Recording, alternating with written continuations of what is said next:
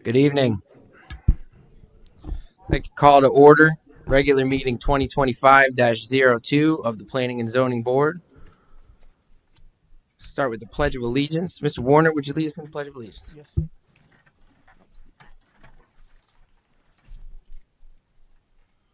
I pledge allegiance to the flag of the United States of America and to the republic for which it stands, one nation, under God, indivisible, with liberty and justice for all.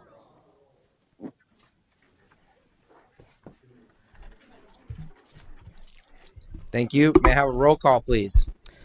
Yes, Mr. Good. Present. Ms. Jordan has asked to be excused. Mr. Carafa, Present. Mr. McLeod, present. Mr. Olszewski, Present. Mr. Warner. Present. Our school board appointee position is still vacant, and Chief Deputy City Attorney Michael Rodriguez is present. We do have a quorum. Thank you, ma'am. I hear a motion to adopt the minutes of regular meeting 2025-01. So moved. Second. I had a motion by Mr. Carafa, seconded by Mr. Warner, to adopt the minutes from regular meeting 2025-01. All those in favor? Aye. Any opposed? That motion passes unanimously. A few announcements. First announcement is that the Fountain Park Recycling Center, which is associated with a few different cases, 2024-00011, CPZ 24-00007, and CU 24-0008 will not be heard this evening. The notices for those will be sent out with new meeting dates. So Fountain Park Recycling Center is not going to be heard tonight. Additionally, Excuse me, Mr. Yes, ma'am. Chair, that was not on the agenda for this evening? that's correct. Okay. Okay, thank you. Is not on tonight's agenda, will not be heard this evening, will be notified when it will be heard. Another announcement is that case CU 25, CU 25-0002, which is on this evening's agenda, the applicant has requested a continuance to the March 5th, 2025 Planning and Zoning Board meeting. A motion would be necessary for that. That's new business item number 3. They have requested a continuance to March 5th regular meeting. So moved. Second. Okay, so we have a motion by Mr. Crawford, seconded by Mr. Good to postpone or continue, to the March 5th meeting, case CU 25-0002. All in favor? Aye. Aye. Any opposed? All right. That motion passes unanimously. That's the announcements. Into meeting procedures. For the benefit of the applicants in the audience, the Planning and Zoning Board is an advisory board comprised of unpaid volunteers. Meeting procedures will be as follows. The land development staff will present the staff report for each case. Board members will then be asked if they have any questions for staff. The applicant or their representative will then be asked to approach the podium and present any information germane to the case and to answer any questions from the board. The floor will then be open for public comment. We'll first hear from those wishing to speak in favor of the application and then those in opposition. For all proceedings, all applicants and speakers from the audience must sign speaker/oath cards located at the podium and in the back of the room. Please print legibly on your card, and when you do get on the mic, please speak directly into the microphone and state your name, address, and your comments for the record. As a courtesy, we ask that if there's a group of people from a neighborhood who may have similar comments, you informally appoint a spokesperson to clarify your views. After public comments, we'll bring the case back to the board. At this time, the floor will be closed, and no further comments from the audience will be heard. I will then call for a motion and a second, at which time the board may have additional comments or further discussion. I'll then call for a vote. Decisions of the Planning and Zoning Board are then forwarded to the City Council for final disposition. Thank you for your attendance and for your cooperation in adhering with these meeting guidelines. Excuse me, Mr. Chair. Yes, ma'am. I apologize, but I do have another announcement, Please. if I may. Okay. This is for the board. that if you have not done so, please contact your city council or mayor to be reappointed or submit an application at large to them by February 12th. We'd like you all to be able to come back and serve on this board. You all do such a great job. So we encourage you to ask to be reappointed or submit for an at-large position. The at-large position will be voted on at the February 20th City Council meeting. Thank you. Thank you, ma'am. Additionally, Mr. Chair, as I do every meeting, items 1 and 2 on the agenda are both quasi-judicial in nature, which means if any of you have had any ex parte communications with the applicant, please divulge the information, who you spoke with, and the information that you shared or exchanged during the meeting, if one occurred. Judging by your silence, I'm going to assume that none of you have had ex parte communications, and we may proceed with the meeting. Thank you, sir. That brings us into new business. Item number 1 is case Victory 24-00008. I'll defer to staff. Always forget. Good evening. I'm Christina Hall. I'm a planner with the Growth Management Department. This applicant is requesting a variance for an addition to an existing home to encroach 3.47 feet into the rear 25-foot setback of the property. The applicants are the property owners, Marshall and Francois Jean, who own 299 Bougainvillea Street Northwest.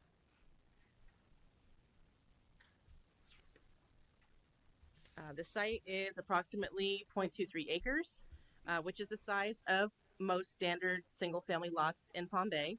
The rear of this parcel borders the Melbourne-Tillman Canal 21. The current land use is low-density residential, and the current zoning designation is RS2, which is single-family residential.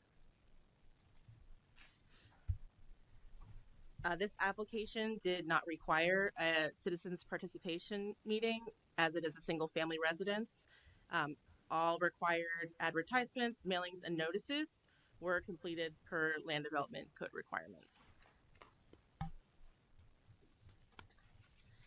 The applicant provided all required documentation for review. This variance request was considered using zoning regulations and review criteria found in Table 173-4 Dimensional Standards and Section 172.025 Variances. A summary of this case: in July of 2023, the property owners submitted a building permit application to construct a 579 square foot addition to the rear of their home. Growth Management reviewed this application for compliance with zoning regulations and found that the proposed construction would leave 25.2 feet to the property line, which is within our zoning regulations. And an owner-builder permit was issued for construction by the building department. Owner-builder means that the homeowner was acting as their own contractor, and they are permitted to do so pursuant to Chapter 489 of the Florida statutes.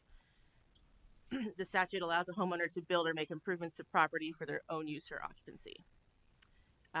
During construction, the property owner passed all required inspections, and upon completion, a final survey was submitted for review to Growth Management. It was then discovered that the addition was not built to the approved plan and was several feet greater than what was originally approved. The surveys on the screen here illustrate the proposed and then the actual dimensions of the project. So on the left, you'll see the proposed and what was approved originally, and on the right are the dimensions that it was built to.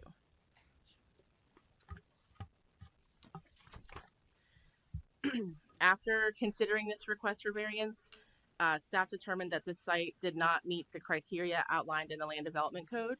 And I provided the reference review criteria for you from Section 172.025D.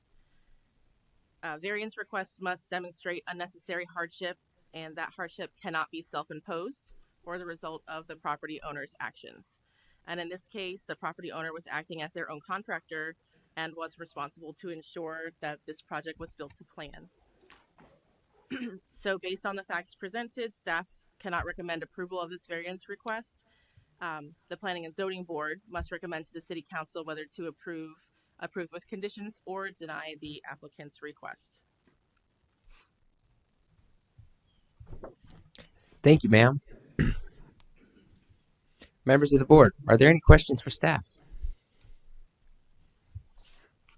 Seeing none at this time. Well, yeah. Oh, excuse me, Mr. Warner. Yes. I'm sure the applicant may be able to answer some of this, but so with the property, we're on 0.23 acres, and is he building an accessory in addition to the house, or is it just the property? It's an addition to the home, living square footage attached. Okay.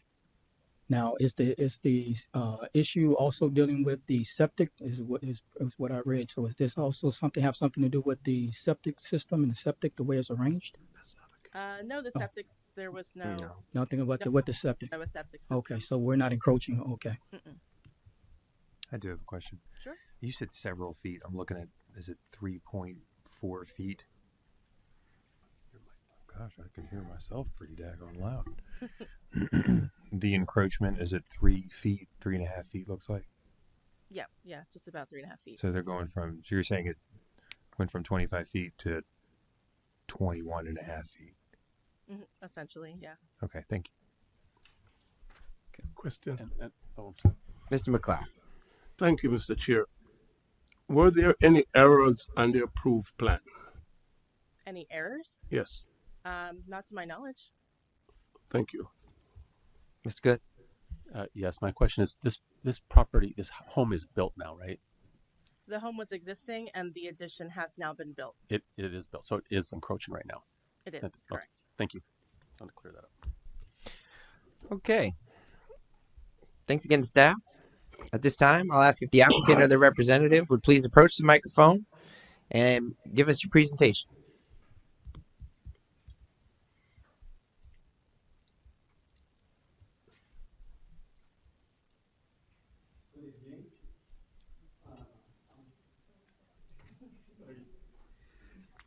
Good evening. My name is Mashley Jean, and my wife, she's Francoise Jean.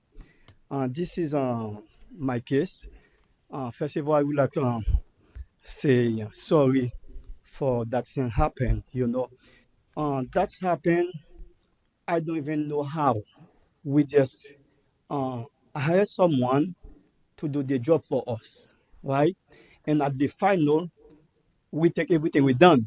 When we call the city for the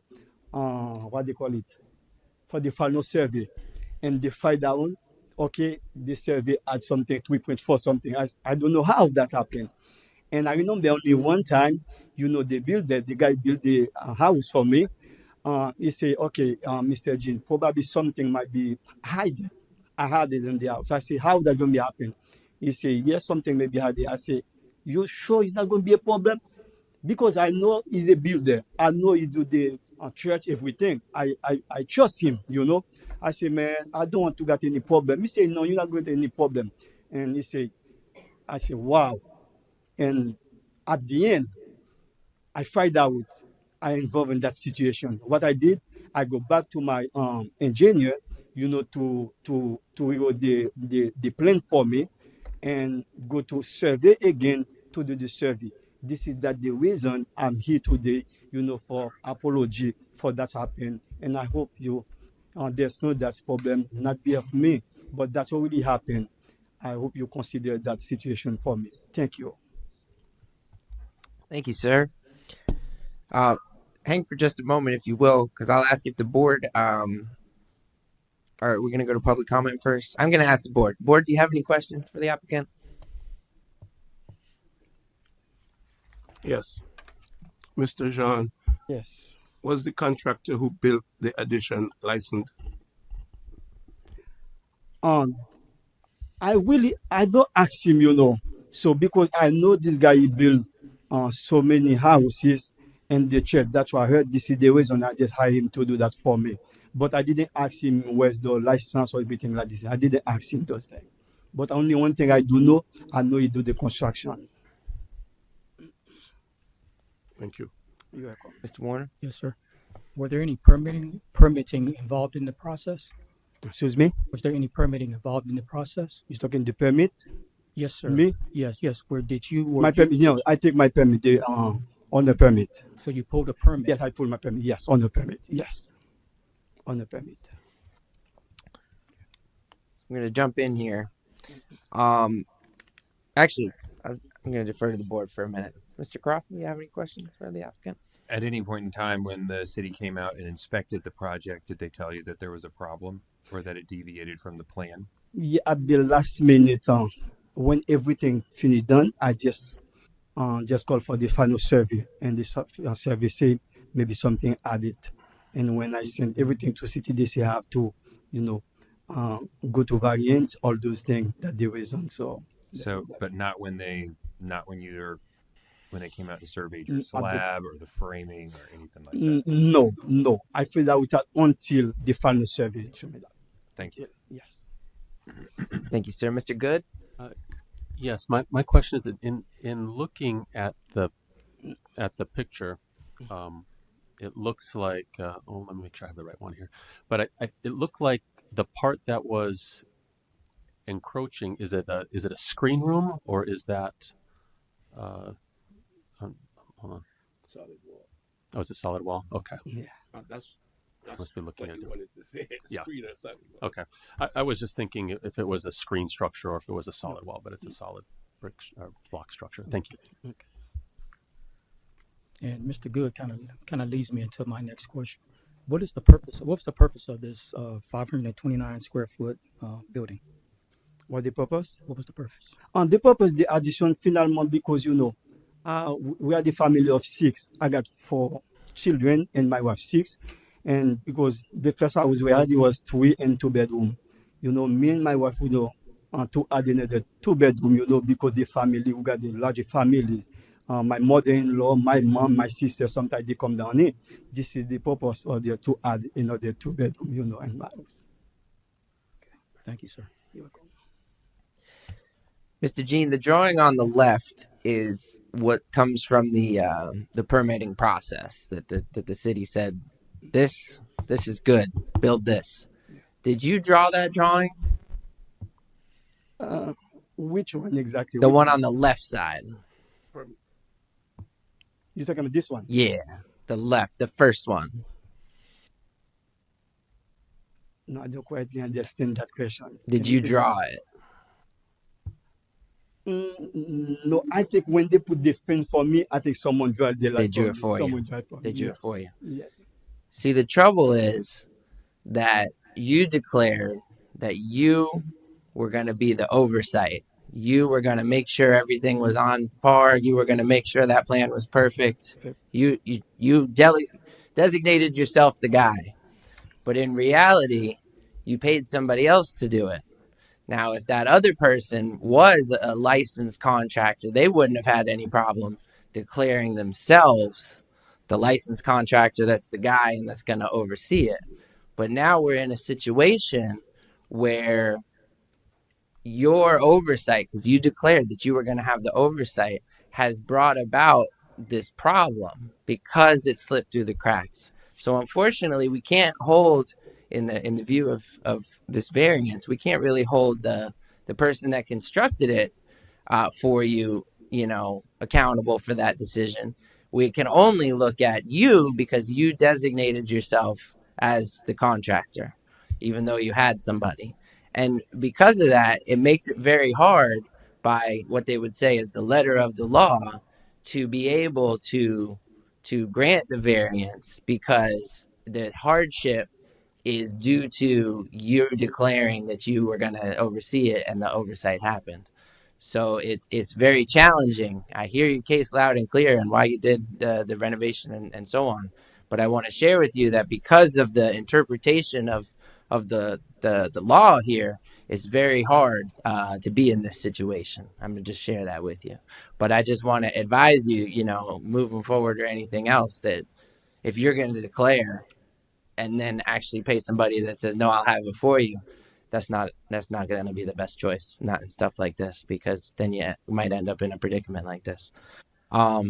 I have a question that maybe is more directed towards staff, but is the reason for the denial recommendation from staff because of what I'm articulating, the conflict there and the hardship, or is there any part of the application that's missing or what have you? Because I believe by the verbiage it said the application was incomplete. No, the application that was submitted to us was complete. There were some responses that were lacking. But really the citation is just that the hardship was self-imposed. Understood. Okay. That concludes my questions. Mr. Jean, we're going to have some public comments. We'll also have an opportunity for you to reply to those comments if applicable. Okay. So you can have a seat for now. We'll call you back up. Okay, thank you. Thank you, sir. Okay. So for the record, there are no letters in the case for this, in the file for this case, excuse me. I will now open the floor to public comment. Is there anyone in the audience who wishes to speak in favor of this request? Is there anybody who wishes to speak in opposition? Seeing none. So no need for a response. The floor is now closed for public comments. And the case is brought back to the board for board discussion. Board members, after hearing all evidence, are there any further questions or a motion? I'll just kind of state my feelings for the record. I think, you know, we've issued variances before for things like accessory structures or things like that maybe encroach a couple feet into a right of way, and it looks like there's still pretty good access back there. I think just a few feet isn't that big of an issue. It looks like it's a mistake. It's the house. It's built now. It's already built, so it would be probably very costly and very difficult to change at this point in time. So I would make a motion to approve V24-0008. Approve the variance. Okay, so we have a motion by Mr. Good and it's seconded by Mr. Carafa to recommend this case, Victory 24-0008, for approval to City Council. Is there any further discussion pertaining to that? Yes. Mr. McLeod. It troubles me that a permit was pulled. Your mic's off, sir. Sorry. It troubles me that a permit was pulled with specification and someone built it almost 4 feet beyond the allowed size. I'm just concerned that if we keep giving variances for people who don't do what their plans say, it presents a problem. That leads itself to lawlessness. And I'm sick and tired of people just doing what they want and not addressing the issues before them or taking the law into account. That's my opinion. Thank you, sir. Mr. Warner? Yes, sir. The reason why I had asked in the beginning as to what was the purpose, and then also looking at the drawing and what the plans of the property of what it was supposed to, what was intended to be, it would appear that there's lack of accountability here. So with that, I kind of have to share the same sentiment and the same problem that the variance. It doesn't seem like it's a lot with the 3.47 feet, but then we wouldn't be here if it wasn't such a big deal or an issue. So for me, it's kind of on that teeter-totter of the fence where, but again, I believe that it comes back down to that accountability and what the initial drawings actually showed and then what staff actually pointed out in their staff report. Thank you, sir. I'll just say that I share some of your sentiments, Mr. Warner. This is probably one of the most difficult variants into a setback cases that I personally have looked into and tried to make a recommendation on, just because of the totality of the circumstances. And as I have a heart for the situation, and then I have what the job is of looking at the variance within the text, within the letter of the law. And so, yes, I feel very conflicted myself here. Mr. Carafa. This house was completed in 2003. It looks like everything around it's been pretty much built up. It backs up to a canal. I imagine if we, and I agree with my colleague here that, if there's any work that needs to be done in that area, there seems to be sufficient area in which to do that work, which is why we have these setbacks. And while I understand where the other members of the board are coming from in terms of following the letter of the law, I think that's also a reason that we're up here is to be able to listen to these and to take these special considerations into account, which I think we're going to have to do on the next case. And so that's why I support the variance. I don't think, it's not like he went in 10, 15 feet in order to add another bedroom beyond and deceive the city, 3.5 feet. I think he may be inexperienced and there was an error. And I think we could see that we still can service this area and the people of Palm Bay if we need access to that area. Thank you, sir. For clarification's sake, I'll ask staff, how much bigger is it actually than the plans? Because although I know it now encroaches into the setback to 3 feet, it was meant to be quite shy of the setback. Is that correct? That's my interpretation. So it was approved right at the setback. Right, touching it. Okay, so it is. It was like 0.2 feet before the setback. So it is just the 3.5. Gotcha. But I will point out to council that it's 100 square feet larger. Understood. Okay. Having heard all the discussion, I'm going to go ahead and call the question. All those in favor of the motion, say aye. Aye. Opposed, say nay. Nay. Nay. And we'll ask for a roll call vote, please.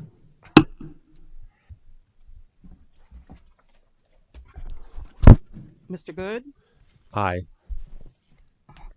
Mr. Crawford, Aye. Mr. McLeod, Nay. Mr. Olszewski, Nay. Mr. Warner. Nay. All right. So that motion fails. So the only other outcome here would be a motion to recommend to City Council for denial of this case. Do I hear a motion for that? No, you don't have to do a second motion. The motion fails, so moves forward to council. We move forward. Denial. Thanks for keeping us on task, sir. We move forward. All right. Thank you very much. So that brings up case new business number 2, case Victory 24-00010. I'll defer to staff. Good evening. Again, I'm Christina Holm, a planner with the Growth Management Department. An applicant has requested a variance to allow a proposed single-family residence to encroach 14.5 feet into the 25-foot rear setback of 1621 Westland Street Southeast. The applicants are Santiago de Jesus Sermeno Torres, the property owner, and Jesus Quintero of Quintero's Construction, who is the owner's representative. This site is approximately 0.24 acres, which again is the size of most single-family lots in our city. And as a corner lot, this parcel is slightly larger than neighboring interior lots to accommodate for road frontage on 2 sides. The current land use is low-density residential, and the current zoning designation is RS2, single-family residential. So the use of single-family residence would be permitted at this site. This application did not require a citizens participation plan meeting as it is a proposed single-family residence. However, all advertisements, mailings, and notices were completed per Land Development Code requirements. The applicant provided all required documentation for review. This variance request was considered using zoning regulations and review criteria found in Table 173-4, Dimensional Standards, and 172-025 variances. So the applicant has proposed a 1-story single-family residence of approximately 2,000 square feet with an attached truss porch of approximately 280 square feet, which would face Westland Avenue. In the RS2 zoning district, principal structures must be set back 25 feet from the front, the rear, and the side corner property lines, and 8 feet from interior property lines, side interior. As proposed, this house would encroach 14.5 feet into the rear property line, In this case, the rear property line of this parcel is shared with the side property line of the vacant parcel to the east. If this home is constructed as proposed, the rear of the home would be just over 10 feet from any future home built on the neighboring vacant parcel. The site does not have city water or city sewer readily available and must install a septic system and a drinking well to develop the lot as a single family residence. The applicant was issued a septic permit by the Department of Health in July 2024, which was included in your packets, approving the location of the septic system on the south end of the property. The determination of appropriate locations for a septic system is in part influenced by the location of pre-existing wells and septic systems in the area. After considering the request for variance, staff determined that this site did not meet the criteria outlined in our Land Development Code, section 175.025. And again, I provided that review criteria as a reference for you. Variances must demonstrate unnecessary hardship, and that hardship cannot be self-imposed or the result of the property owner's actions. So in this case, though the location of the septic system and drinking well does limit the size and orientation of a proposed principal structure, it does not render the property unbuildable, as evidenced by the neighboring homes that have been built in the area. The applicant can accommodate both the septic system well and also the zoning regulations by revising the dimensions of the structure. So based on the facts presented, staff cannot recommend approval for this variance request. So the Planning and Zoning Board must recommend to the City Council whether to approve with conditions, or to deny the applicant's request. Thank you, ma'am. Board members, are there any questions of staff at this time? I have a question. Mr. Croft. Looking at your map, you said that the neighboring property is not developed. However, from this aerial picture that I'm being shown, looks like to the east there's a house there. You are correct. The one I looked at did not show that. It's their house. It is my Apparently. my mistake. Okay, so I just wanted to make sure that I was Not shown. understanding. I just wanted to make sure that I was understanding Yes. what I'm looking at correctly. And is it the porch itself that is encroaching, or is it the It's the- solid brick It's structure? the house as well. Oh, the house and the porch. Mhm. That's rough. Okay, thank you. All right. Further questions for staff? Yes. Sir. Mr. Chair. Yes. My question is this. The recommendation made by the health department for the location of the septic and the well, is that consistent with the other homes in the area? So as I understand, the health department is taking into account any existing systems and also what their plans will be for the future to make sure that no lot is rendered unbuildable based on the location of systems. So in this case, the well is in the front yard of the neighboring property.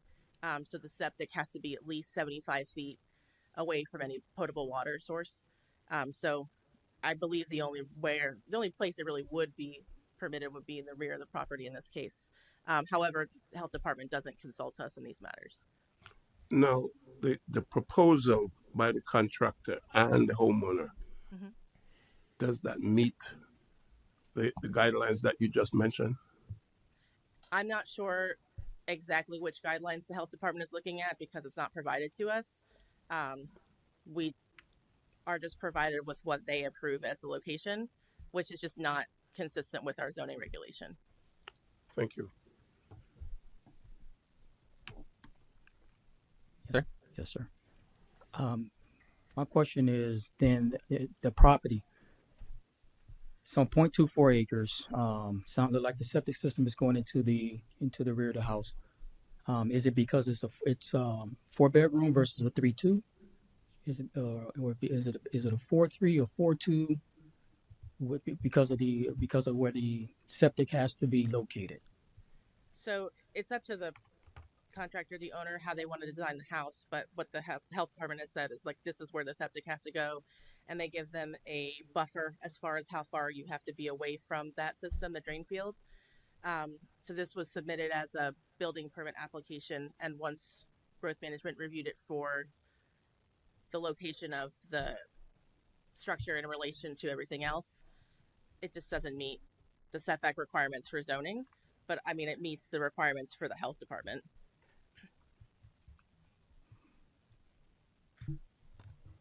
Further questions of staff? Seeing none, I'll ask the applicant or their representative to please approach the microphone and give your presentation. Hi, my name is Jesus Quintero. I'm the contractor, Quintero's Construction, and I'm here on behalf of the owner. We tried moving the house the other way with the Juanera address, and the environmental department say we cannot build it because of the septic and the well waters around the neighborhood. So that's the only way they allow us to put that septic on there, on that corner. There's no way we could move the house around. And it's not a extreme big house, it's only 2,000 square feet home. Not a large house compared to other houses. That's all I can tell you. We've been trying to move it facing Juanera. We changed the address to West Lawn. We try everything. So it's in your hands now. All right. Well, hang tight, sir. Board members, any questions of the applicant at this time? Mr. Good. It looks like this is a fairly, developed neighborhood. Mm-hmm. Can you make it? I mean, I assume if you did a 2-story home, you would be able to fit it in there, correct? Yeah, the owner, I guess, yeah. And is there? I guess is this a 4-bedroom or a 3-bedroom? 4. So it is a 4-bedroom. Yes. Okay. So if it was a 3-bedroom, it would The probably fit. 2020 square feet home, Okay. living space. Okay. That was my only question. Thank you. Questions of the applicant? Yeah. Mr. Warner. Yes, sir. The septic system, is there a possibility then to maybe use a different type of septic system or another septic system, or is it just strictly this brand of septic That's system? what the environmental department approved. Like we can do nothing else with that. Just that one. Yeah. And we gotta stay 75 feet away from all the wells around the neighborhood. So we meet in 3 corners of the 25 setback. The only one is on the back. If we move the house forward and then we don't meet the front. So. Mr. Chairman, just a question for staff, because I'm looking at this map and we're talking a lot about the septic system, yet it seems that the setback issue is not where the septic system is. What am I missing here? No, it's on the side. By the driveway. They can't pull the house down and to the left because that septic system has to be there. If they pulled the house down and to the left, it'd probably be all right. No, but they and then can't. you approach Well, to it's the well water. 25. Yeah, because See those lines? That's the well water. The lines. Sure. Which you gotta stay 75 feet away from the septic. Gotcha. Minimum. Those are like the circles of the radius of how close the wells are. If you had sewer and water, we didn't have no problem. I mean, the city got a lot to do with that too. So, question for you, sir. It's a 2,000 and change. That's the living area. How many square feet are under truss? How big's the garage? On the truss? The garage is 2-car or 3-car garage? It's a 2-car garage. 2-car garage, 4-bedroom. Yes, he said 3,000. 3,000 under truss. Mm-hmm. But the porch isn't. The porch is under or not? 8 feet, but yeah, it's on the back. But it's under the roof or it's not? On the roof. Yeah. It's under the roof. Okay, so it's included in that 3,000 square feet. So. Okay, I've got a question. Perhaps, and I'm sure maybe it's been explored, but perhaps this isn't the right house for this property. Has it been thought to build a different style of house? In essentially just a different orientation, like to bring the back porch to the southern end and gain access and kind of keep it that same general shape. That's what I'm going to ask. No, it hasn't been. You haven't explored that. Gotcha. Okay. Mr. Chairman. Mr. Crawford. I apologize. I know we're looking to move this along. Would it be a hardship variance if he just shifted the house to the left and made the driveway shorter by 14 feet? Yeah, but the problem is in the front. The 25 feet on the corner there, on the far left. Yeah. It's everywhere you look, you gotta stay 25 feet on the corner lot. Right. I mean, I hear what you're saying. That would be a variance. What's the minimum square footage for this particular zoning? 1,200 square feet 1,200. with a 2-car garage. Gotcha. Yeah, that would be a 2-bedroom home. No, that's not true. Okay. So at this time, no further questions for you at this time, sir. But have a seat, but hang out because we're going to turn to public comments and you have a chance to rebut. For the record, there are no letters in the file for this case. I'll now open the floor to public comment and ask, is there anyone in the audience who wishes to speak in favor of this request? Is there anyone who wishes to speak in opposition to this request? Sir.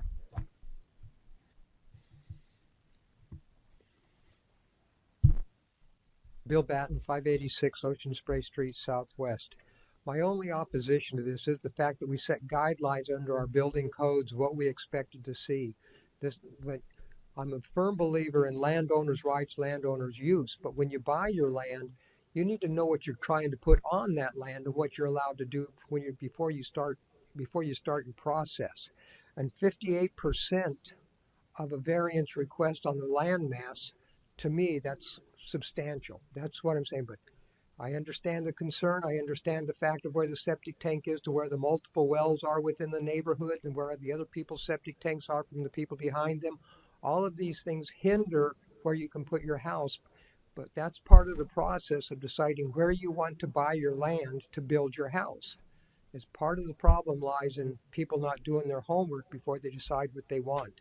And then they say, well, this is what I want. Now you give it to me. Well, sometimes you have to follow the rules and regulations that are there. That's why you guys are sitting up there and having to make these decisions.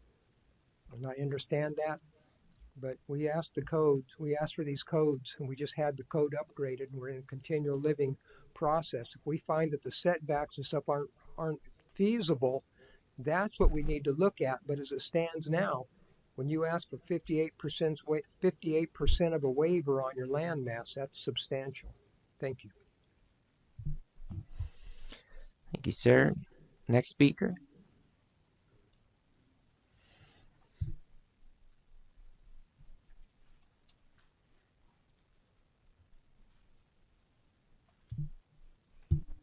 Hi, my name is Teresa Gray and my husband is David Gray, and we live directly beside the property.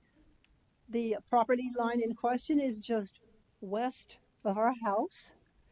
I feel that this setback, this variance that's requested really it's really violating our rights. I feel like my property value is going to be reduced because of what is going on here with the house being built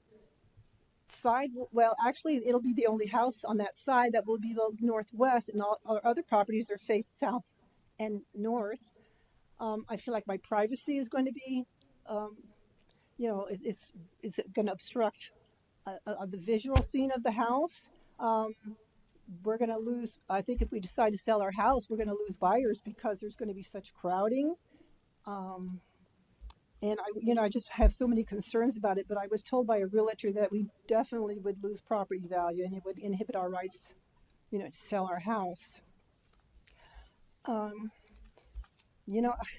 As far as that setback, I think that's a very huge, that is really taking up an awful lot. Is encroachment on our land. We have the fence right there on the property line, and having a house 10 feet from that is kind of intruding on any kind of an emergency vehicle or anything having to go back there.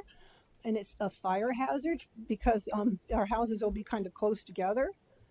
And I worry about rainwater runoff. I don't know how big this house is going to be I know the properties are built up much higher than the older homes like ours. Ours is 37 years old. So I think the property will be built up higher. There will be rainwater, and I'm afraid that's going to wash onto our land. And, we've never had a problem with water intrusion at all. Everything has gone really well. the way we've also been able to situate our houses are conformed to the contour of all the lands. We all live on the side streets. The houses are modern, but even some of the larger houses have been able to, change their whole building. They've been able to make their houses a little bit. They've reduced their plans if they had to, but we don't have any problems. Our setbacks are 25 feet or more, and we have absolutely no problems there. And I think that's everything I want. I have no problem. I have no problem with my neighbor building on his lot. I just want to ensure that it's not going to violate my rights, and my concerns they need to be addressed. And that's it. Thank you, ma'am. Mhm.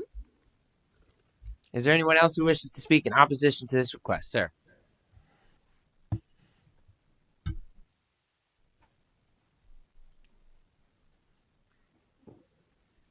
My name is Stephen White. I'm here with my wife, Lori White.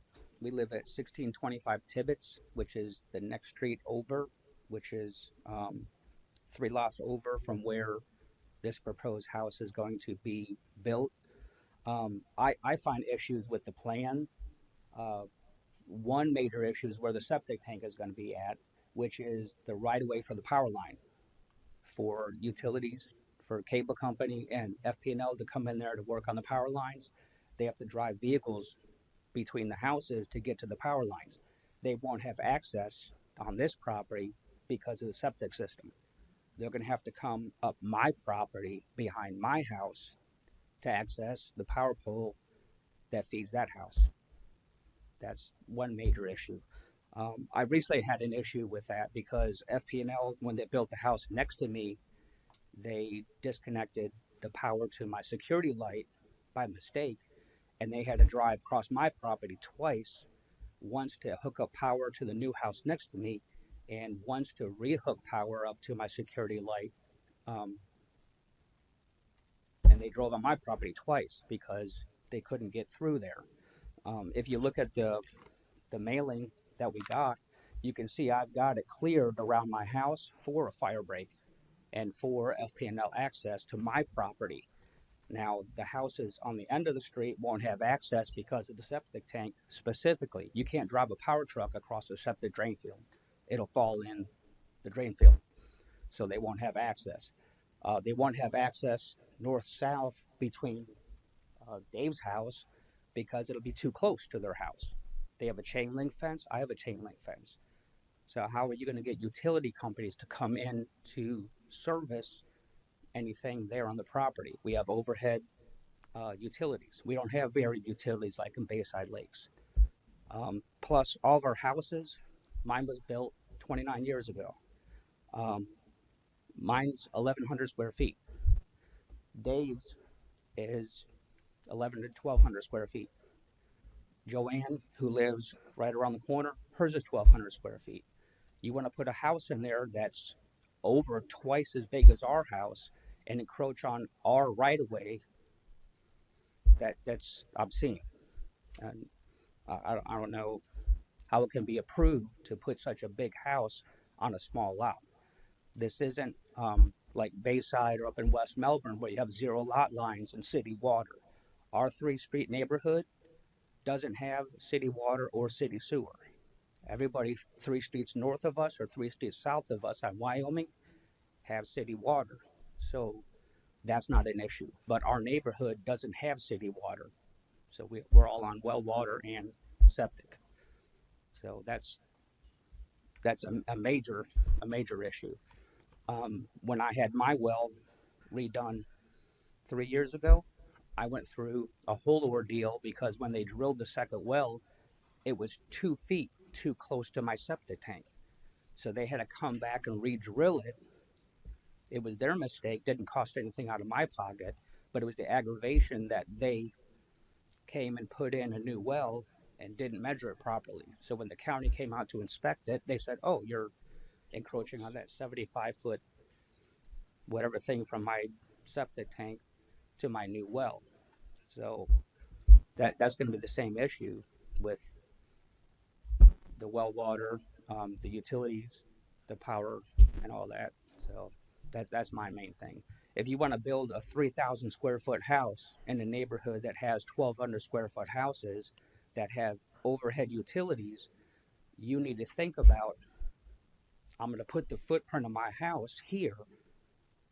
Now I got to go encroach on everybody else's property just to get to my property to work on the cable, overhead cable, or the overhead power. So that's my major thing. I don't want somebody driving through my property over and over again if we have issues. Plus, if there's a fire. Sir, I'll ask you to bring your comments just to a conclusion. Everybody gets their 3-minute allotment. So Okay. if you just So that's my case. So Thank you for I sharing. don't mind them building a house, just not such a huge house encroaching on everybody. Thank you, sir. Is there anyone else who wishes to speak?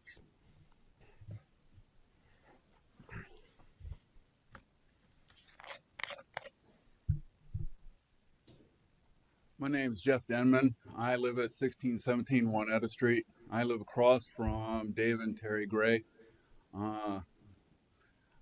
My property is not impacted by this thing or anything else. They've just been my neighbors for 22 years or more. I know there's no hardship and everything that I've heard from the statements. But there is one thing that Mr. Good said about if you can make the house smaller as a footprint, but 2 stories, wouldn't that be a lot better for the people that's going to be moving in? I'm just saying, because you'd be able to put spacing, septic, department health, and everybody's happy. To the point and everything, I know that the contractor has several properties around. The one next to me has taken 8 months to even try to put paint on the side of the house. Another one on Tibbetts, again, it's hard to get paint on the house because it's not done in 8 months. Usually when we have to put up fences or sheds or whatever, the city gives us, you have 30 days to get it up. And it's like, all right, I can understand. So why is it taking, just me. Anyway, I thank you for your time. Thank you very much. Thank you, sir. Is there anyone else who wishes to speak in regards to this case? Seeing none, would the applicant like to respond to any of the audience comments? All right. So at that, the floor is now closed for public comment. The case is brought back to the board for board discussion. Board members, after hearing all evidence, are there any further questions or a motion? I'll just make a comment that I think I appreciate the comments from the public. Also, we learned a little bit more about, I think, the neighborhood and what kind of neighborhood you live in. They are kind of some smaller homes, and it is an established neighborhood. Many of the homes have been there 30 plus years, so that we appreciate that background. But I also think that where a variance of a couple feet because of a mistake, we can look at that, but so much of a variance is just very difficult, I think, for me to accept. And so that's just my comment to the board, and I'd love to listen to other comments and everyone else's feelings on that. Mr. Chair. Yes, sir. I'm going to echo a lot of the same sentiments. Last case, we were talking about we're coming 3.5 feet closer to a canal. Here we're coming 14 feet closer to a neighbor that's also respecting a lot boundary. So I think this is different. So I'd make a motion. We do not approve this variance. And I will second. Okay, so we have a motion by Mr. Crawford, seconded by Mr. Good. That motion is to recommend for denial case victory 24-00010. Is there further discussion pertaining to that? I would just like to make a comment, Mr. Chair. Your microphone's on. There you go, sir. I'd just like to make a comment. This is the second case that we're having tonight. And we've had cases previously where there are very clear rules and guidelines. And this particular case, we're talking about possible contamination of groundwater, well water, based upon where septics are placed. And I just think that, the contractors and the people who draw these plans, they need to be held to account when their creations don't fit the guidelines. And I'm opposed to granting this variance too. Thank you, sir. Mr. Warner? Yes, sir. Well, my comments are the same. I don't care for septic systems, but I can tell you this much with the drain field, especially with the issue of safety in the neighborhoods and in that area. But with that drain field, if let's just say something did happen, a catastrophe where a hurricane happened and they needed to get to those power lines, or they needed to get to the maybe any of the residents that may be stuck back there. Driving over that drain field is going to create a bigger havoc for the homeowner than they would ever imagine, because those drain fields and those septic tanks are not. No, so I just want to finish my. It is closed for public comment, but Mr. Warner, I will say, just in an effort to keep it germane to the case, Yes, sir. everything the staff has presented to us is that the septic system is okay. The proper agency that reviews the septic system has said that the septic system needs to be placed there because of the distance to the wells, because of the distance to the other, and to respect any easements. So the septic system in no way, shape, or form is up for consideration this evening. To be germane, we have to focus on the variance that encroaches on what would be the north east side of the property here towards the neighboring property. That's really the only thing that we can base our decision on. Yes, sir, and that's where I was leading to. So with that, I'm done. Thank you. Thank you, sir. That's my only comments, is remaining germane to the point of where the porch comes into play and the section of the house comes into play, and that varies 14 feet. So at that, I'm going to call the question. All those in favor of the motion, say aye. Could you restate the motion? Please? Sure, absolutely, Mr. McLeod. So the motion was by Mr. Carafa. It was seconded by Mr. Good. And the motion was to recommend for denial case Victory 24-00010. And I call the question and say all those in favor of that. Aye. Aye. Any opposed? That motion passes unanimously.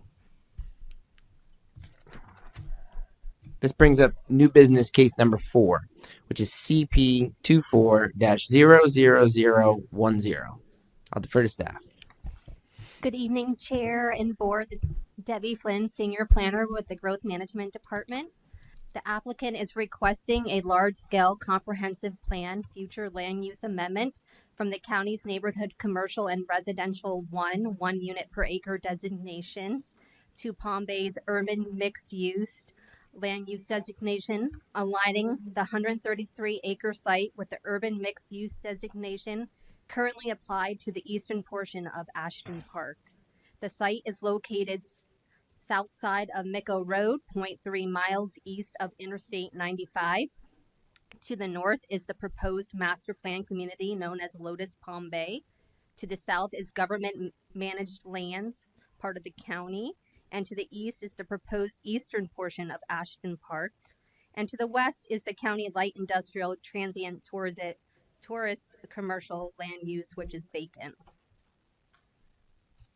The city's comprehensive plan states that the general purpose of the urban mixed use future land use category is to accommodate concentrations of very high intensity mixed use development within a pedestrian friendly environment, primarily at the intersection of arterial roadways.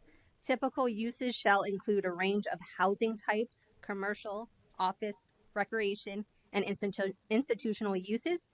The maximum density and intensity permitted by UMU development is 40 dwelling units per acre, or 50 with density bonus, and 2.5 floor area ratio, or 3.5 intensity bonus, respectively.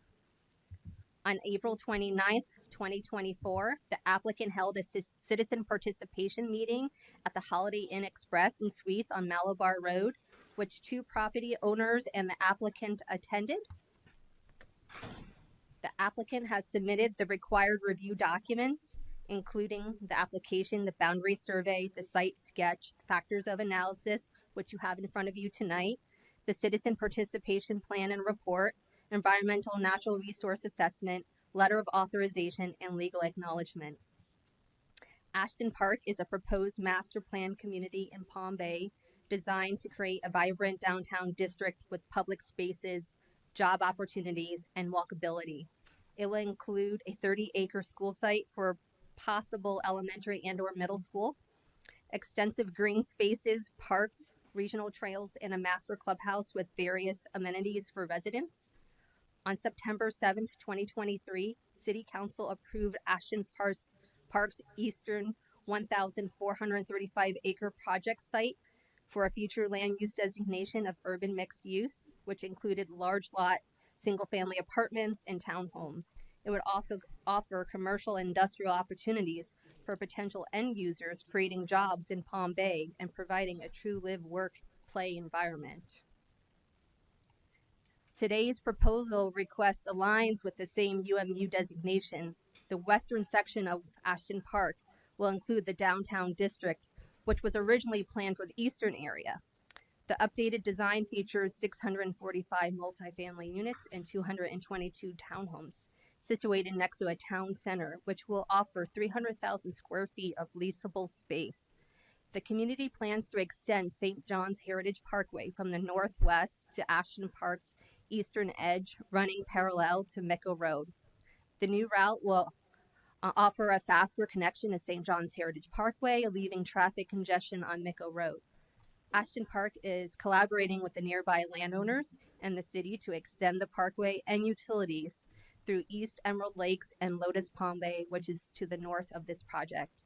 The city is also expanding its water and wastewater plants to support the area's growth and utility extensions. Again, the site is located south side of Micco Road, 0.3 miles east of Interstate 95. Contingent on the approval of City Council's first reading, CP 24-00110, will be submitted to the Florida Department of Commerce for review and technical comments. Once the review is complete, the project will be presented to City Council for a final reading. The next step in the planning process is the preliminary and final development plan applications, along with the development agreement. The development agreement will incorporate the conditions set by City Council on September 7th, 2023, which are included in your packets, as well as the extension of St. John's Heritage Parkway. The property owner is requesting a change in future land use from neighborhood commercial to residential one unit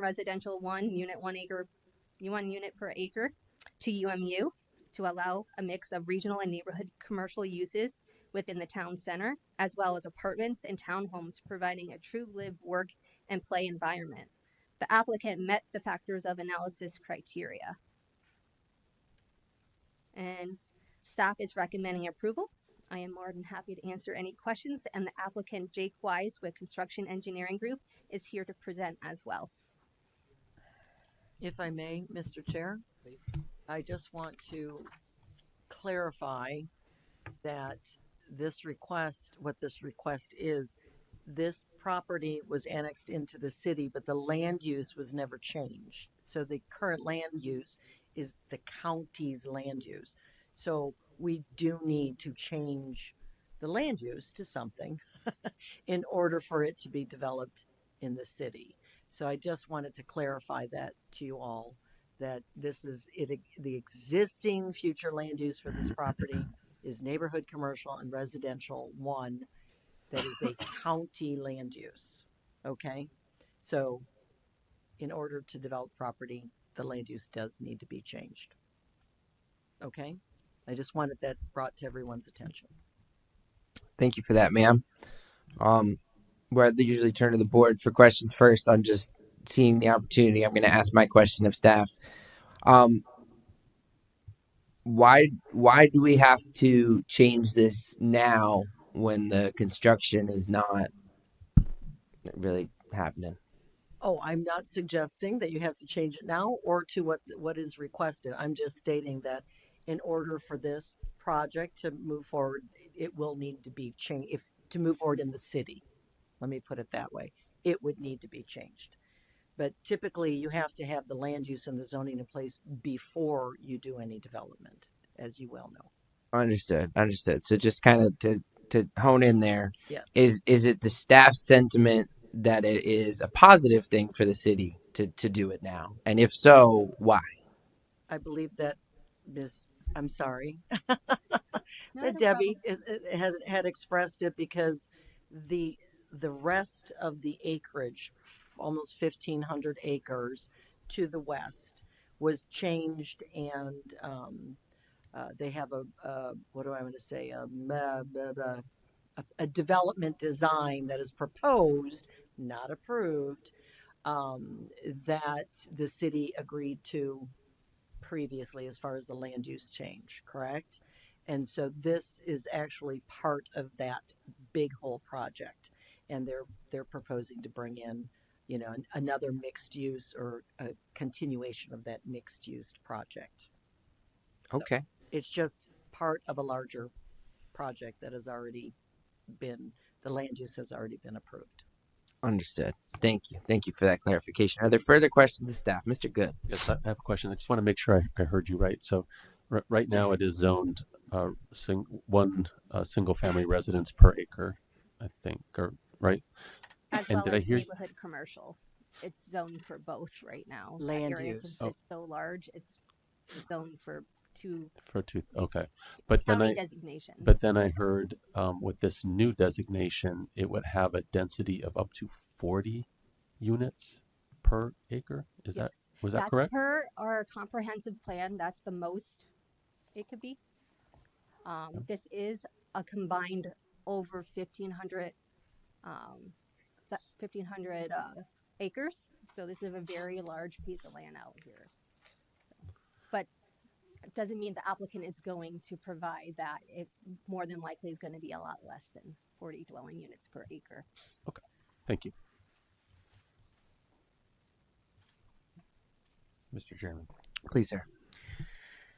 I'm looking at what the school board had to say about this project. It says at this time, the schools are not projected to have enough capacity for the total of the projected and potential students coming from this development. I do understand there's been some allotted land for an elementary / middle school. We don't have K through 8 schools, do we? No, it would be something new that could possibly happen that the school district is looking at. Karen Black with the school district is here tonight to answer any questions you may have regarding the future school site. Yeah, I'm going to be very curious about that. Because all my kids, well, not all my kids, but I have had some of my children go to Southwest Middle School and Bayside High School. So I am kind of aware of what the capacity issues are there. I was having had children there. So I'm going to want to hear from that for sure. Other than that, it sounds like quite a development.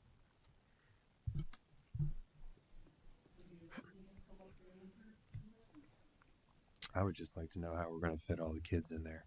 Sounds like we're getting 30 acres. Okay, and totally redefine how we do elementary and middle. Am I understanding that correctly? Interesting. Okay, so real quick, I think just to keep it all in order, what I'd like to do is conclude the questions directly for staff. Then let's hear from the applicant and the public. And then when we come back to our point of seeking further information, let's consult all our resources, school board representative included, and if we have anything else, follow up for staff too. But I do want to give the applicant the proper time to state their case and state what they're given and all of this kind of stuff so that we can kind of just fill in the holes with other people's testimony. So if there's no other questions for the city staff at this time, I'd like to do that and bring the applicant up. Is there any other questions for the city staff at this exact time? There isn't. So I'm sorry, Mr. Please. Chair, I apologize, but I just want to clarify for the board that when we're talking about that 1,500 acres, it starts at this purple UMU and it goes west. Okay, this was all approved several years back, and that's the 15 acres is where the proposed school site will be in some public safety areas. What we are considering tonight is the yellow striped area to add on to this property. I just want to make sure that everybody's clear about that. I absolutely, it's appropriate to look at level of service and concurrency at this point. just to make sure that we're in compliance with the whole area. And I'm asking you to just remember what we're looking at here, and don't believe that this property here you're going to get a school site. It's 133 acres on the 1,500 acres, which will be in front of you eventually for the zoning and the design. Then you will see it then. Thank you. Thank you for the texture, ma'am. At this time, I'll ask the applicant or the representative to please approach the microphone and state your case.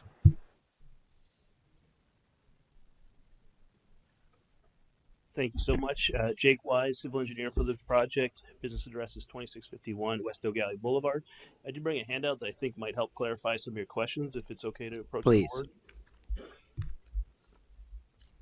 I will then again make the announcement that we don't know what's in these handouts, and please be aware that the site plans that you are about to see have not been vetted and approved by staff. So they are just conceptual at this point. Yes, that's Okay. true. They are. We have provided Unofficial these. renderings, folks. Yeah, That's correct. they have been provided as part of our application, but they have not been fully approved by staff at all. That's correct. Thank you. Simply for illustrative purposes of Mr. Wise's presentation tonight. That shouldn't confuse things at all.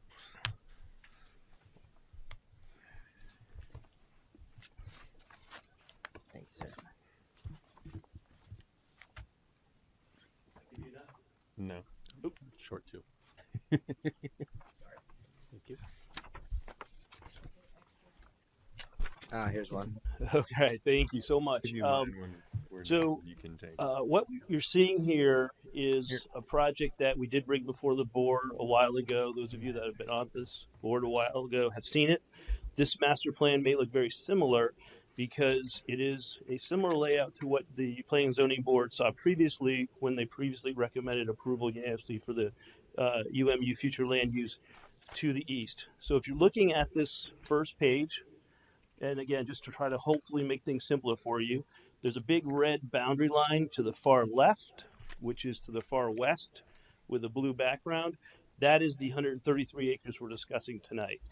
As staff has explained, that is part of a much larger 1,567 acre master plan, of which 1,434 acres already has the UMU future land use. So what we're asking for tonight is just simply to add the 133 acres to the west. It is part of a big project. We know there's a lot of questions pertaining to it, so I think I can hopefully answer all of the board's questions and hopefully any of the public's. But tonight's request is just for the future land use. So what we did was basically put a delay on our project, self-imposed delay, in order to add this 133 acres.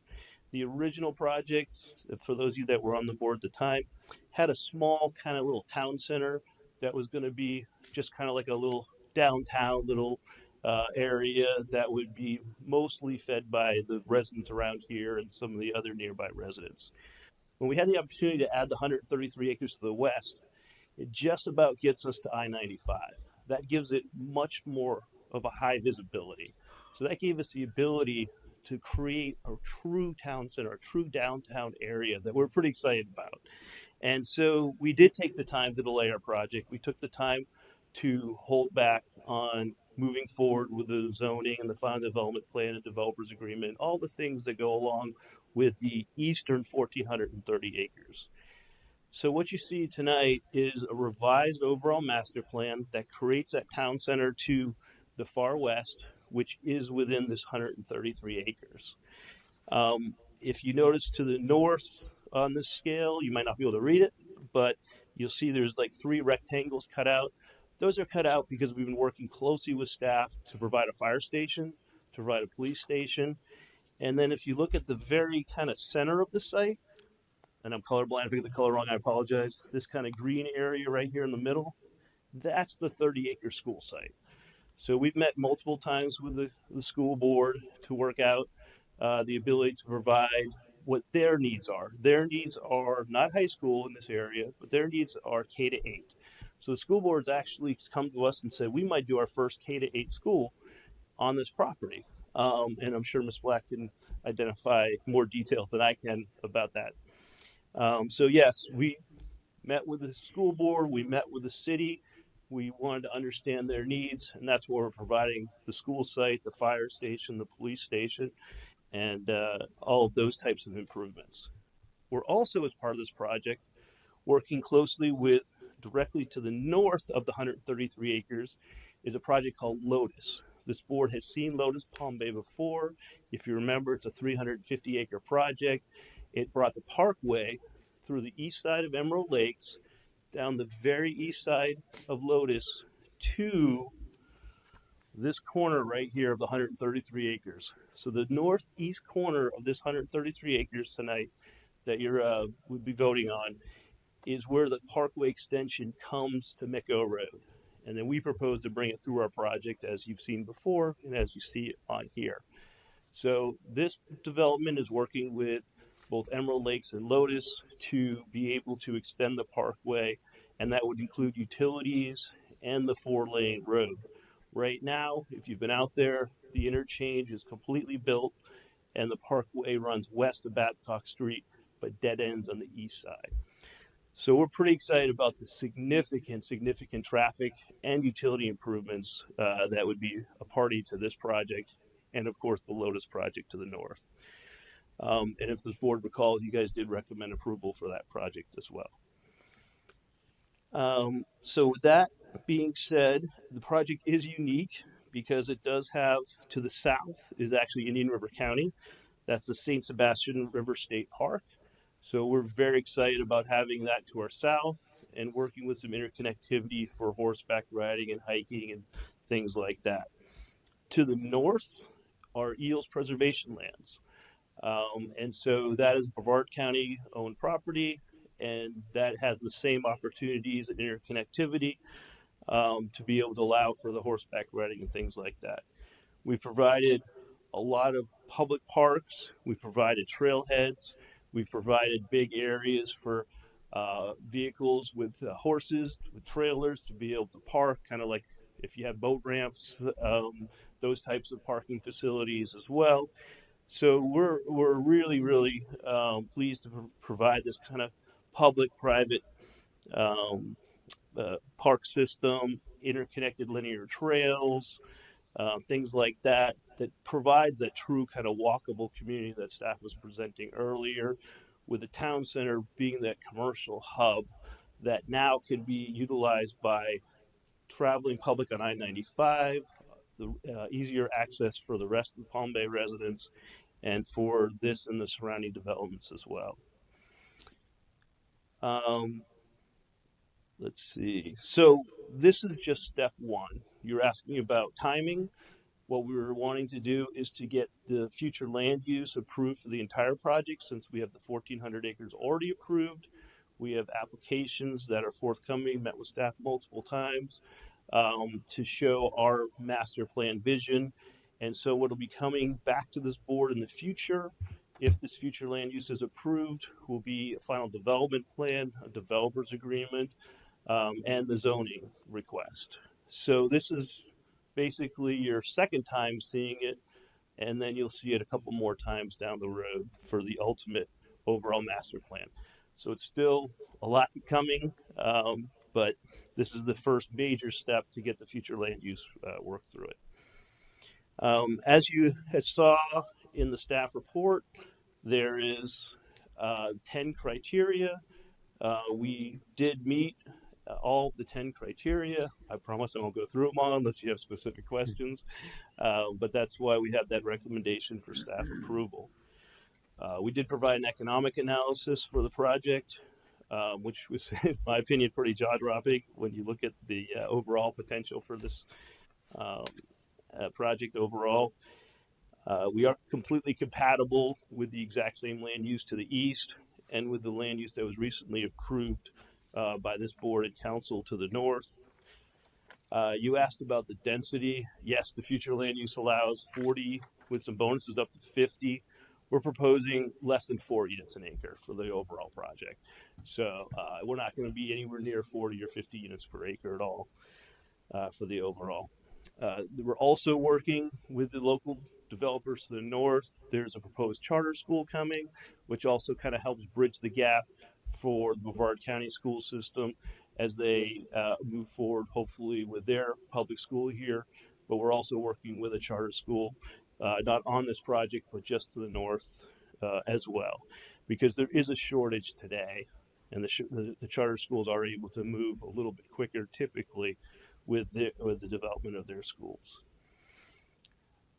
So that being said, be happy to answer any questions you have, and if there are any public comments, appreciate a chance to respond to them. And the other couple of pages that we provided were again provided to staff. It just gives you a couple of images of what we're planning to do with 133 acres. And we call it the coffee book of Ashton Park, a coffee table book of Ashton Park that our client likes to keep on his desk. So again, happy to answer any questions you have. Thank you, sir. We have a question by Mr. Good. Yeah, Jake, I guess my question is, this is part of such a much bigger community, and I know that it's mainly a residential community, but why can't we have some more commercial? I mean, I'm looking at this, I see where we have off to the right, where this is already part of the it's already approved, but 392 units on 15.7 acres. I mean, but I'm just speaking to the density. It's already slated to build right now. So this part over here, now I'm looking at this over here, and then I see where you've got this park here that's kind of like a walkable park, but then you have 645 units going on 47 acres, then another 222 unit townhouses, then you got a little sliver carved out for police and fire department. But I guess that's my question is, right, we keep, at least what I hear from the board in the past is we keep harping on trying to get some more commercial into Palm Bay. Why can't we do that to this piece? So great question. Council asked the same question. So you're on the same page with them. We appreciate that. Emerald Lakes is the 4 quadrants of the interchange. It's permitted for 2.3 million square feet. 2.3 million square feet of commercial industrial. That is the high visibility, easy access, main commercial hub of this region. To the south of it, as you go down the parkway from the east, on the east side of 95, is a project called Lotus I mentioned earlier. It's got a commercial corner that I don't remember the exact numbers. It was about 82,000 square feet of commercial, plus another 18,000 square foot daycare. So now you get another 100,000 square feet. This is the single most remote portion of the entire city, and we're proposing about 150 acres of it to be commercial. That is very difficult to make financially viable. 150 acres of the 1,500 acres. So we're going to have a hard time filling that up with a density of about 3.7 units an acre for this project, hoping, and we are very optimistic and feel good, that visibility and accessibility from the parkway in 95 is going to make it successful. And if you look at those images, you can see it's spectacular. It's a Winter Park-esque type of development. But to be this far remote and to be able to have that much viable commercial is the toughest part of a project like this being successful. If you look just west of Emerald Lakes is Waterstone and Cypress Bay Preserve. That's 1,200 acres of development, 150 acres of commercial. So you got 150 acres with the Publix right now that just opened. You have 2.3 million square feet. Then you have another 353 acres with another 100,000 square feet of commercial, and then this project. So we already feel like we're pushing as far as we can with the amount of commercial that we have for it to be successful. And there's not a person in this room that doesn't want the commercial to be successful. We don't want to see buildings that are empty. We want to create jobs. We want to create growth. We want that walkable community, that live here, play here thing. So we already feel like we are pushing the envelope pretty hard to make this much commercial be successful. Sorry, that was a long-winded, but there's a huge 4,000 plus acre kind of community that we're creating here with multiple different developments. We've just worked closely with staff recently to provide an overall map of this whole region so that they can see what the big picture is of this whole area. And we've been working with years on the utility infrastructure, The city has just spent about $40 million on plant expansions. April or May, the wastewater plant's going to be accepting flows for the first time. Emerald Lakes is just hopefully getting approval this week or next week for a utility extension. That's about a $20 million extension of utilities. This project and the other projects will have to do the same thing.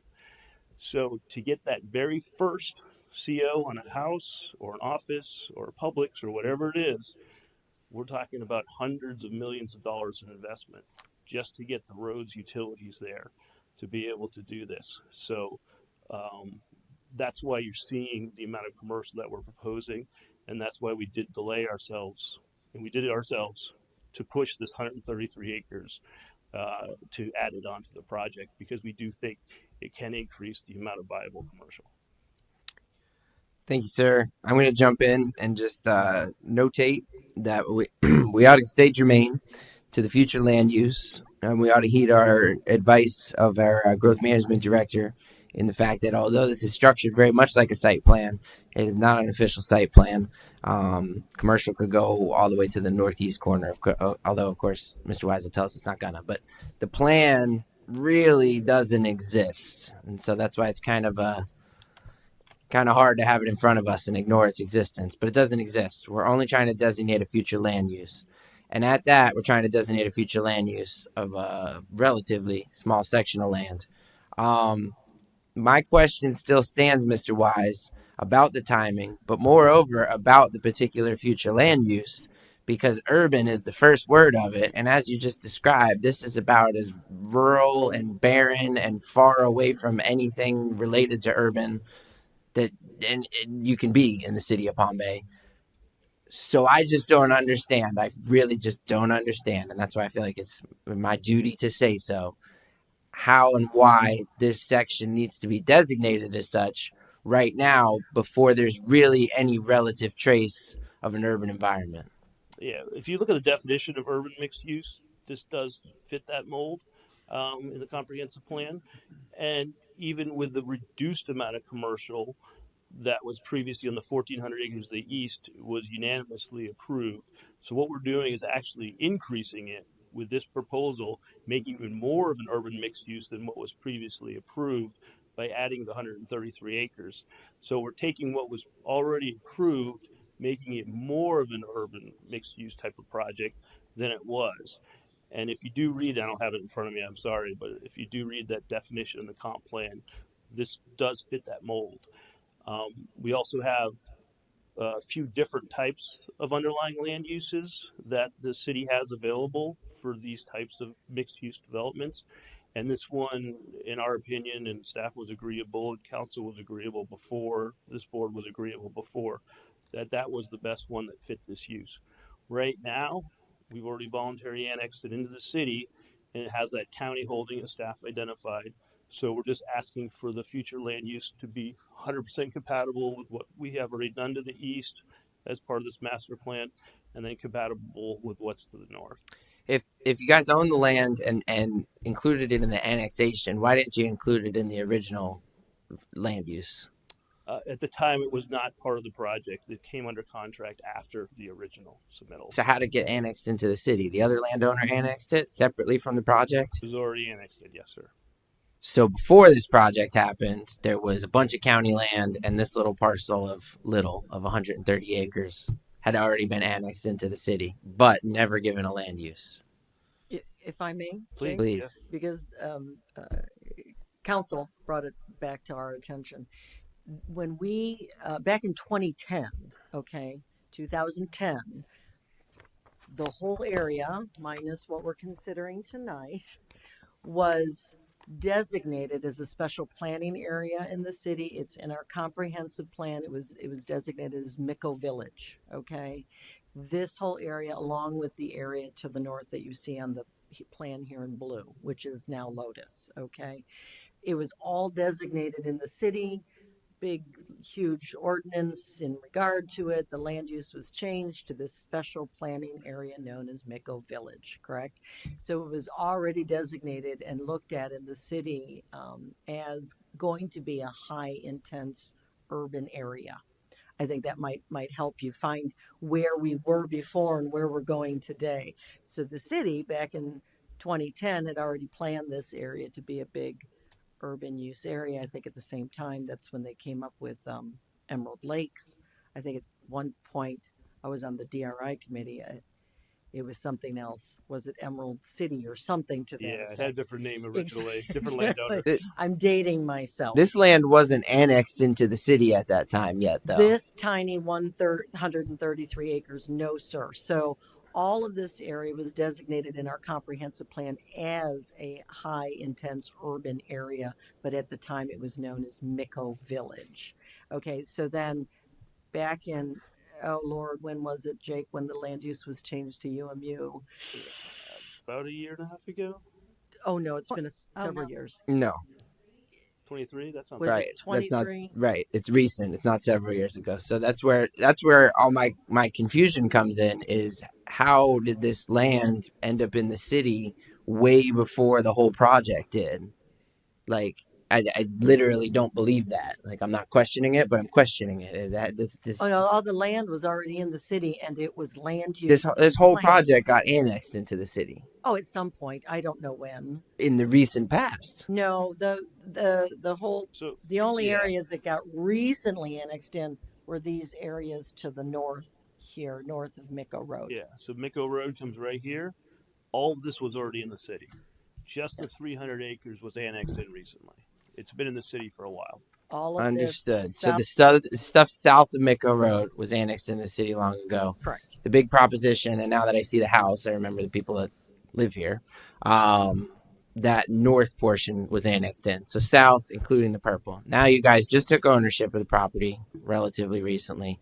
Want to add it to the project. It's under contract. They don't have it under. Understood. Might not be interested if they can't change the land use. I understand that. So just to bring it all full circle and restate to make sure my understanding is there. The reason that you need to designate the land use now is in order to proceed with the site planning as on the project as a whole, because you couldn't site plan to something that isn't going to be compatible. That's why you have to do it now. Yeah, correct. Right Okay. now it has the 133 acres as the county land use. We can't move forward with a county land use, so we have to have city land use.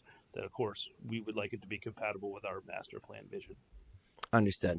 I've gained the clarity I was seeking. Are there further questions for the applicant from the board? None at this time. So, thank you, Mr. Wise. Hang tight for any rebuttals or what have you. For the record, there is a letter in the case pertaining to this file. It's an email exchange. The floor is now open for public comment. And I'll ask, is there anyone in the audience who wishes to speak in favor of this request? And is there anyone who wishes to speak in opposition? Sir.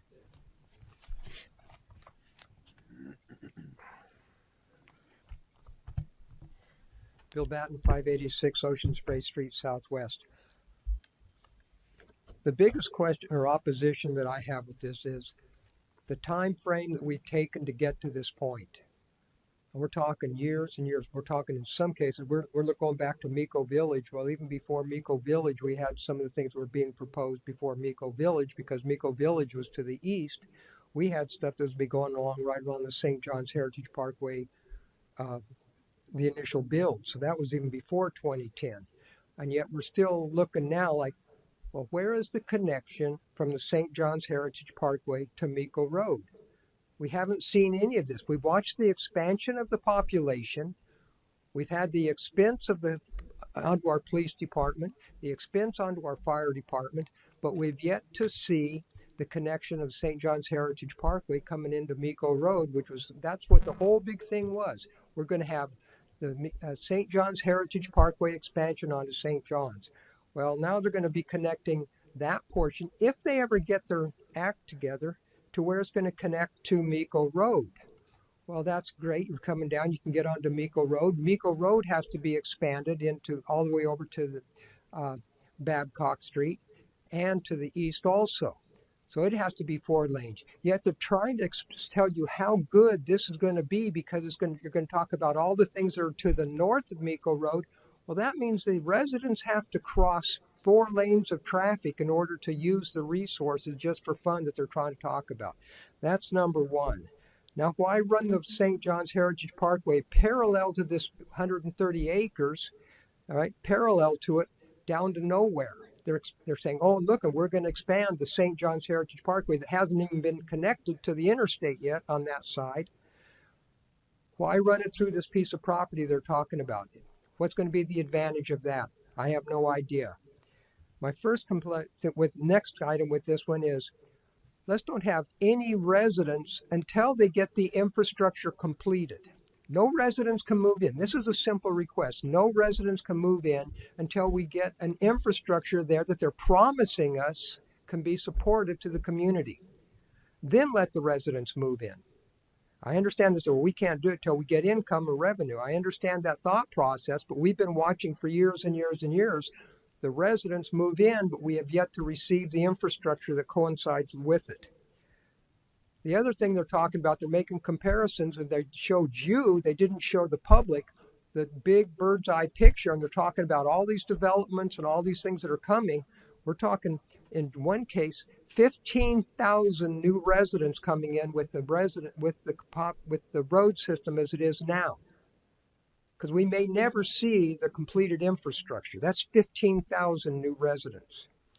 So my advice to the board is no rezoning equals no new traffic increase. It's a very simple process. If that's what we're having the problem with, then that'll be a simple solution. Don't change the zoning. We won't have the traffic increase. The other thing is, when we're trying to look at this, we're making comparisons from this build alone, but don't forget we also have Sunterra coming in possibly, which is being proposed, Sunterra with the county in the same general area. So when you're looking at these individual little plots, when I say little 130 acres or more, think of all the other little plots that are all trying to be pushed into that general location at St. John's Heritage Parkway and Miko Road. There's a lot there than just this 130 acres. I understand what the conceptual plan is, and that's pretty and that's great, but we've yet to see any of it. We're seeing where the residents came in. We also saw the new Publix, but that was being supported by the residents. All right, so I understand your concern, but simplest solution is don't change the zoning. You won't have the traffic increase because they can't do anything until they get that done. Thank you. Thank you, sir. Is there anyone else who wishes to speak in opposition to this request? Yes, ma'am.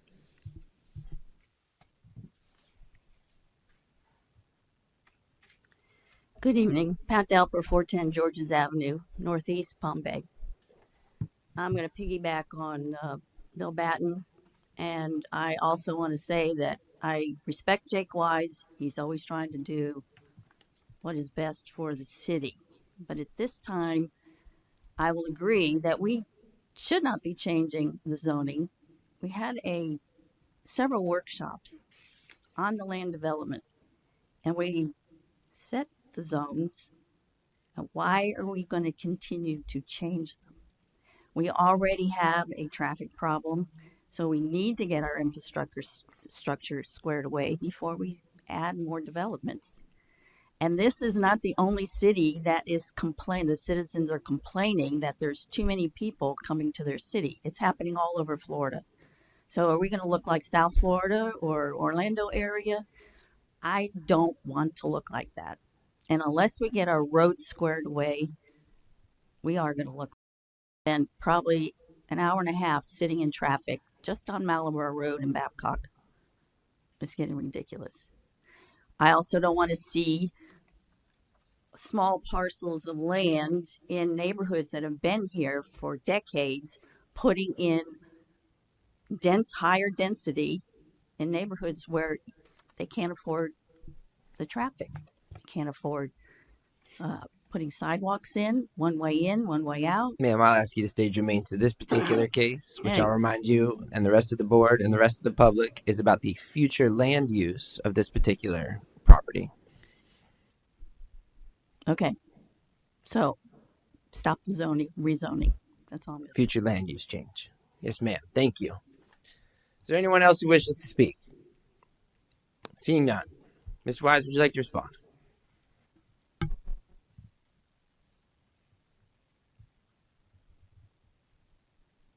I was feverishly taking notes. I think I could hit all the marks I heard.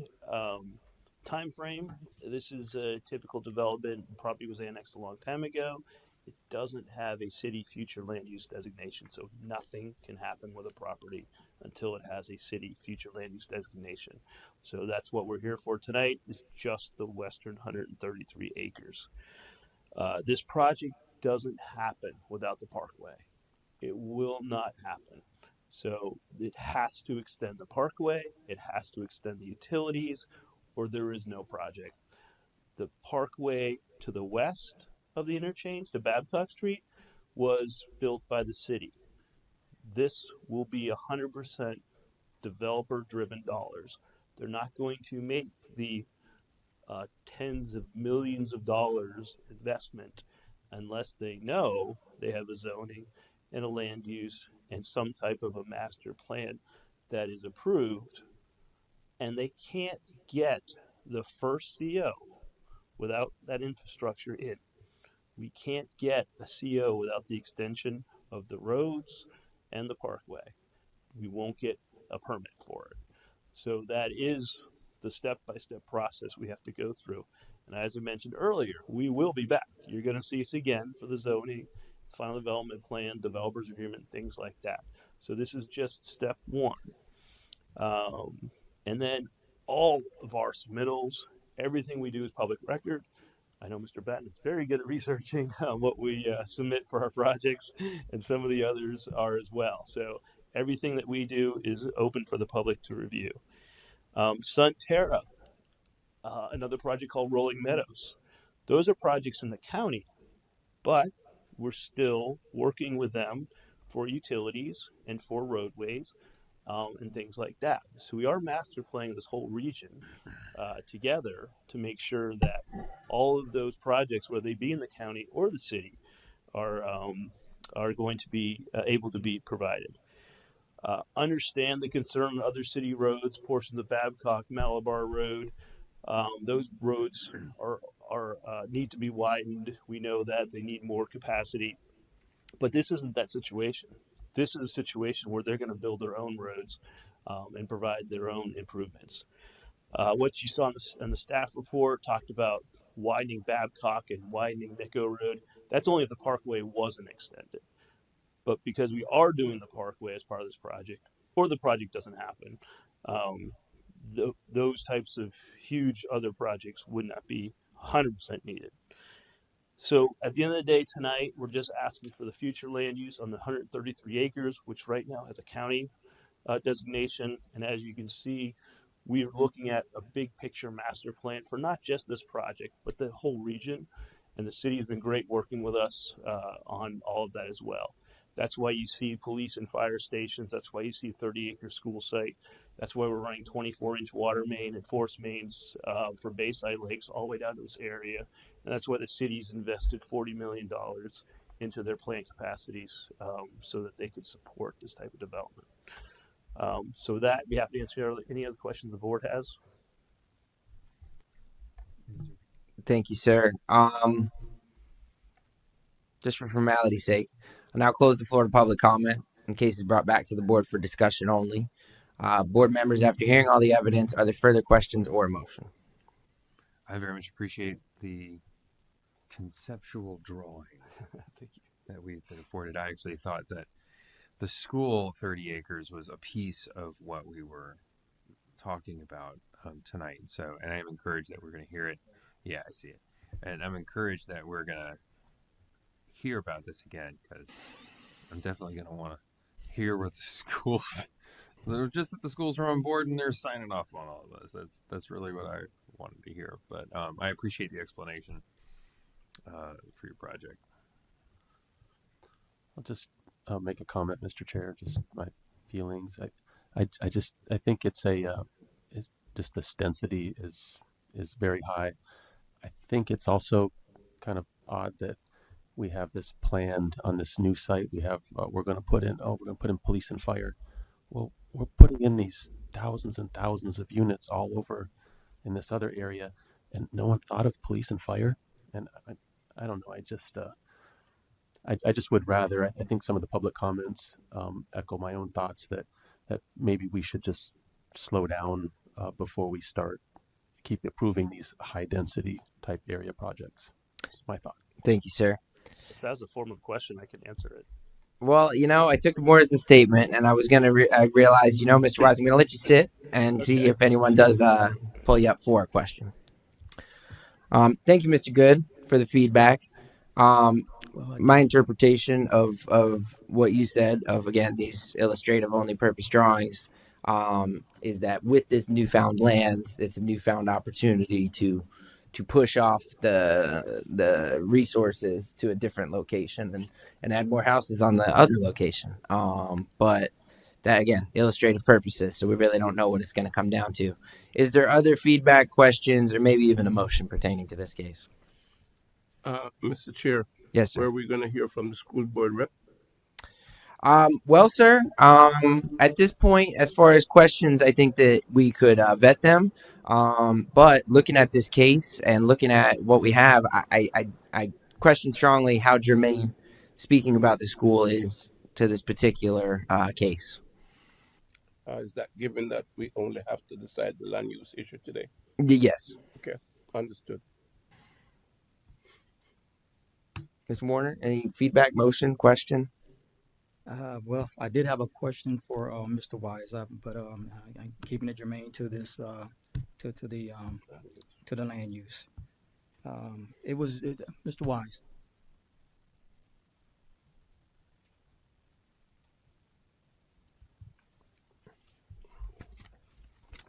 So the future land uses will be with this 133. We're moving it over to the UMU, consistent to what we're already looking at here for the other property. Correct? That's correct. All right. And with the purple shade of the conceptual, we're because if I remember this project somewhat, we had a town center on the previous UMU. Now you're just extending it out to the extended 133. Yeah, previously, kind of in the center here, we had a small town center. Right. And then with the opportunity to expand to the 133 acres and with the better accessibility from the parkway and the visibility to I-95, it's just grown dramatically bigger. So it's creating a true downtown destination. Okay.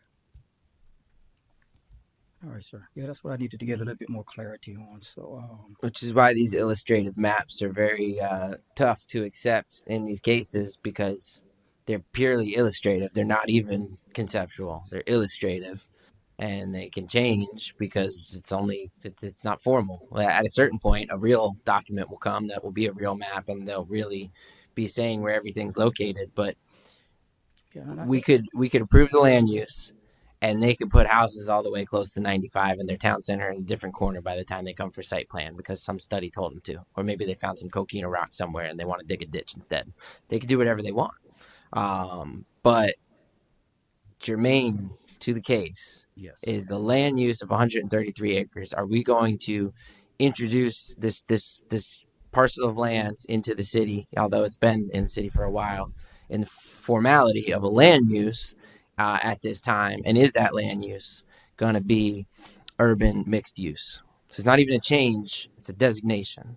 It's the very first time that this land gets to be designated from the city of Palm Bay and into the city of Palm Bay. And is that designation going to be urban mixed use? Mr. Chairman, I make a motion that we approve the request to,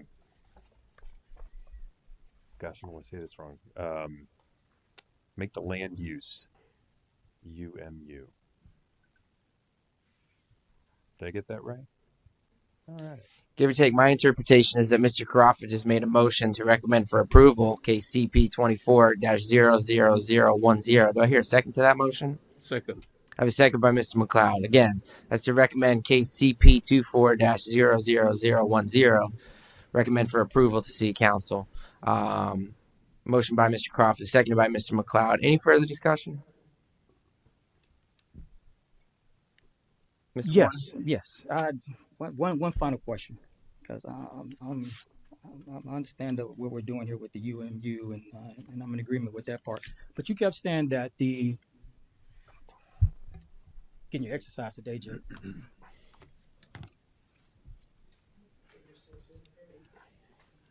No problem. Happy to. Just real quick, Jake.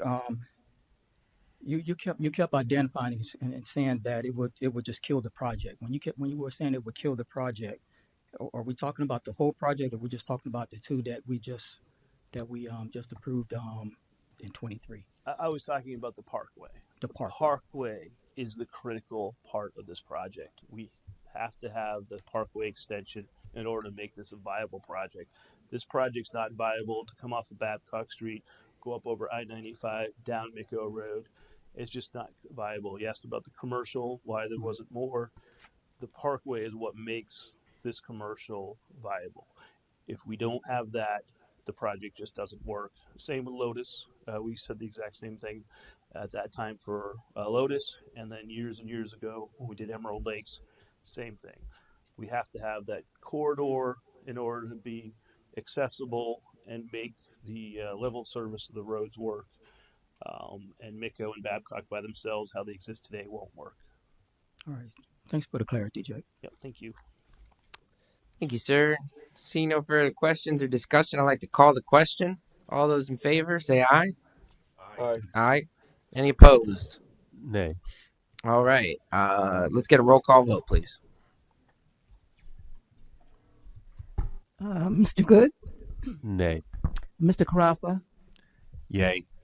Mr. McLeod, Yeah. Mr. Olszewski, Aye. Mr. Warner. Aye. All right, so that motion passed. Thank you, Miss Powell. That motion passes 4-1. Recommend to City Council for approval. Excuse me, Mr. Chair. Yes, ma'am. If just for your edification, this is a large-scale land use amendment. So from P&Z, it then goes to City Council to be for a transmittal hearing, where they will agree to transmit or not this land use change up to the state. The state will have 30 days to review it, and they'll come back with their consideration prior to final adoption by the City Council. So we have several more changes to go for this land use. Thank you. I quite appreciate that additional texture, ma'am. Thank you very much for that. Is there any other business? Seeing none, I'll call this meeting adjourned, 7:52 p.m.